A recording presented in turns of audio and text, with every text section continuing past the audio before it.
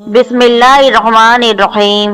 हुजूर अकरम सल्लल्लाहु अलैहि वसल्लम का फरमान इबरत निशान है कि जब आदमी पर निज़ा का आलम आता है तो अल्लाह ताला इसकी तरफ 5 फरिश्ते भेजता है। पहला फरिश्ता इसके पास इस वक्त आता है जब इसकी रूह हलक में पहुंचती है और वह फरिश्ता इसे पुकार कर कहता है, ए इब्ने आदम, तेरा ताकतवर बदन कहाँ गया? आज ये कितना कमजोर है। तेरी फसी जबान कहाँ गई?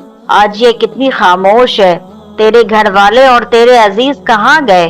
तुझे किसने अकेला कर दिया? नाजरीन कराम, फिर जब इसकी रूह कब्ज कर ली जाती है और कफन पहना दिया जाता है तो दूसरा फरिश्ता इसके पास आकर कहता है और इसे पुकार कर कहता है, ए इब्ने आदम, तूने तंगदस्ती के खौफ से जो माल और असबाब जमा किया था वो कहाँ गया?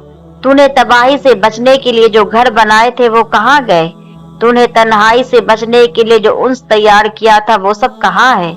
फिर जब इसका जनाजा उठाया जाता है तो तीसरा फरिश्ता इसके पास आता है और उसे पुकार कर कहता है, आज तू एक ऐसे लंबे सफर की तरफ रवा दवा है जिससे लंबा सफर तूने आज से पहले कभी तय नहीं किया।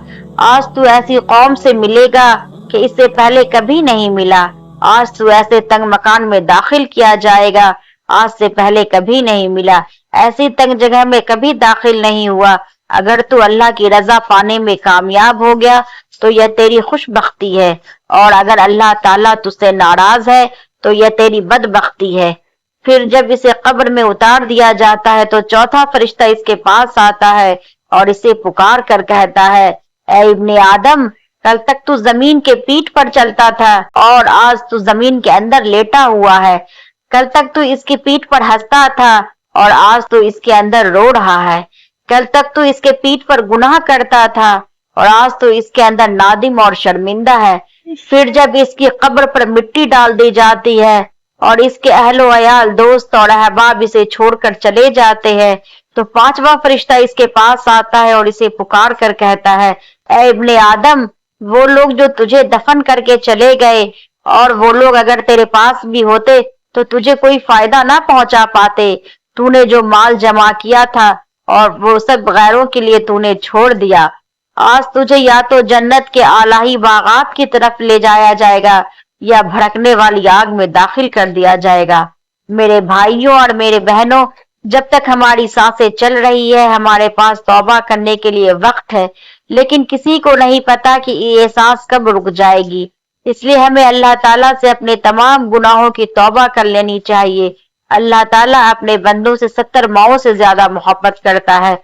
वो अपनी बंदों की तौबा के इंतजार में बैठा है। हमें तौबा में देर नहीं करनी चाहिए, क्योंकि क्या पता फिर तौबा की तौफीक मिले या ना मिले। क्योंकि एक दिन ऐसा आने वाला है कि ये पांचों फरिश्ते हमसे भी इसी तरह की बातें करेंगे।